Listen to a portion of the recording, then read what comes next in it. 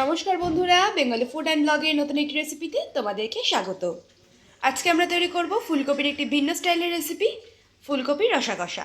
শীতকালে তো আমরা ফুলকপির নানান রকম রেসিপি ট্রাই করে থাকি, তো আজকে একটা অন্য স্টাইলে একটা ভিন্ন রকমের একদম রেসিপি একটা ট্রাই করব। তো দেখো, এখানে নিয়ে নিয়েছি ফুলকপিগুলোকে আমরা ভালো করে পরিষ্কার করে নিয়েছি। পরিষ্কার করে কেটে একটু হালকা করে ভাপিয়ে রেখেছি। এদিকে আছে সমস্ত রকমের গুঁড়ো মশলা, কাশ্মীরি রেড চিলি পাউডার, লবণ, সর্ষের তেল। এখানে নিয়েছি টমেটোর পেস্ট, টমেটোটাকে আমরা মিক্সিতে পেস্ট করেছি। আর এখানে নিয়েছি শুকনো লঙ্কা, লঙ্কাটা কিন্তু আমরা শিলে বেটেছি। আর এদিকে আছে কাঁচা লঙ্কা বাটা, আদা বাটা। তো চলো এবার নেক্সট প্রসেসে যাওয়া যাক। এদিকে আমরা কড়াই গরম বসিয়ে দিয়েছি।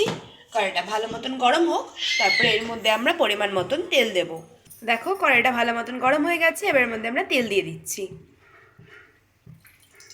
তো দেখো, তেলটা গরম হয়ে গেছে, এবার আমরা একটু ফুলকপিগুলোকে ভেজে নিচ্ছি।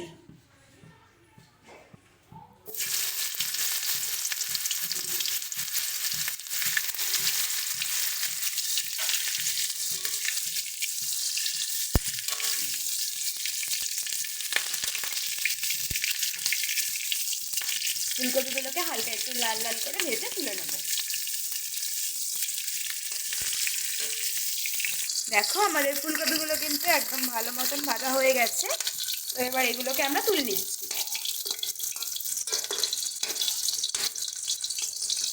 একই রকমভাবে আমরা বাকি যেগুলো আছে সেগুলোকেও ভেজে নেব।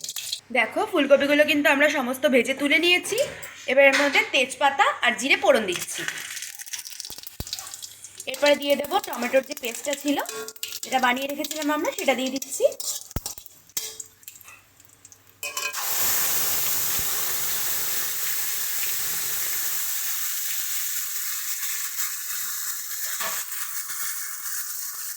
দিয়ে দেবো সমস্ত রকম গুঁড়ো মশলা, হলুদ গুঁড়ো, জিরের গুঁড়ো, ধনে গুঁড়ো, দিয়ে দেবো স্বাদ মতো লবণ।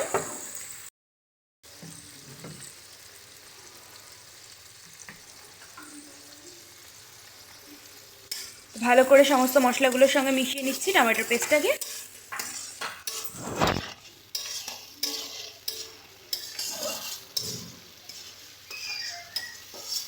এবারে দিয়ে দেবো বাটা মশলা, আদা বাটা, সামান্য করে একটু কাঁচা লঙ্কা বাটা। তোমরা চাইলে কিন্তু কাঁচা লঙ্কা বাটাটা অ্যাভয়েড করতে পারো, সম্পূর্ণ এটা কিন্তু শুকনো লঙ্কা বাটা যেটা আছে সেটা দিয়েও করতে পারো। দিয়ে দিচ্ছি শুকনো লঙ্কা বাটা। তোমরা যে যেরকম ঝাল খাবা সেই পরিমাণ বুঝে কিন্তু শুকনো লঙ্কা আর কাঁচা লঙ্কাটা দেবা। সমস্ত কিছুকে ভালো মতন করে কষিয়ে নেব। দেখো, মশলার কিন্তু বেশ সুন্দর একটা কালার এসছে।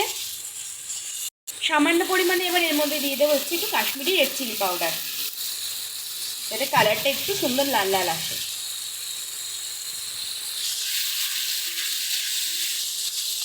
সমস্ত কিছু দিয়ে মশলাটাকে ভালো মতন করে কষিয়ে নিচ্ছি। দেখো, মশলাটা কিন্তু আমাদের ভালো মতন করে কষে গেছে, মশলাটা কি সুন্দর তেল ছেড়েছে। এবার এর মধ্যে সামান্য পরিমাণে একটু জল দিয়ে দিচ্ছি।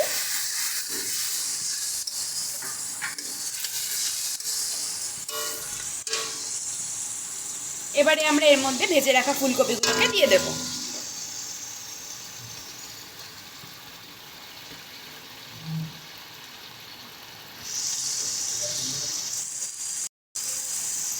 ভালো করে মিশিয়ে নিচ্ছি।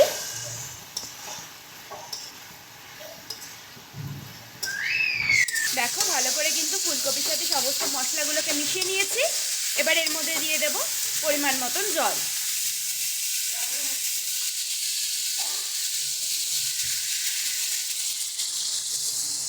ভালো করে পরিমাণ মতন যতটা পরিমাণ লাগবে সেই বুঝে কিন্তু জলটা দেবে।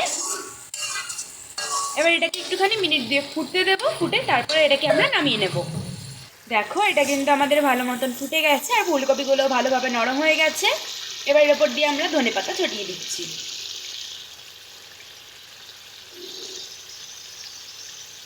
ভালো করে একটু ধনেপাতা হালকা হাতে একটু এবার এটাকে মিশিয়ে দেবো। একদম কিন্তু বেশি নাড়ানাড়ি করবে না, তাহলে কিন্তু ফুলকপিগুলো ভেঙে যাবে। তো চলো এবার এটাকে আমরা নামিয়ে নিচ্ছি। তো দেখো আমাদের এখানে গরম গরম ফুলকপির রসা কষা তৈরি হয়ে গেছে। ভিডিওটি যদি ভালো লেগে থাকে অবশ্যই একটি লাইক, কমেন্ট এবং শেয়ার করে দেবে। আর চ্যানেলে যদি নতুন হয়ে থাকো চ্যানেলটা সাবস্ক্রাইব করে দিয়ে পাশে থাকবে। ধন্যবাদ সকলকে।